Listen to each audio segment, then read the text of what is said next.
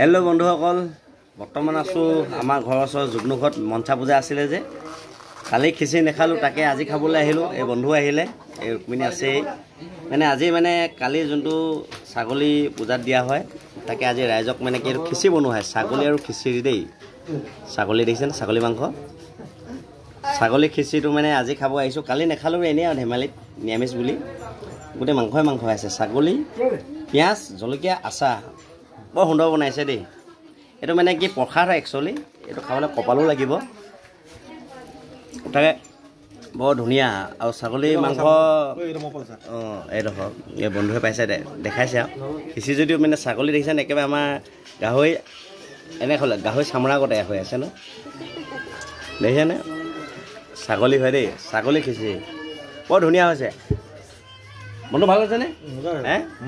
প্ৰসাদ হয় তাকে। এইটো আমাৰ বন্ধু যুগ্নু ঘৰত, বন্ধু ভাই হয়, বন্ধু হয়। ৰুক্মিণীটো আমাৰ ভণ্টি হয়, ৰাখি পিন্ধোৱাত দেখিছেই। তাকে অকণমান দেখাই দিলোঁ আৰু বাকীখিনি আকৌ আছে। এতিয়া ভাচান আছে, ভাচানত যাম এতিয়া খাই বৈ, নহয় জানো? তাকে আজিলৈ ইমানেই, বাই বাই।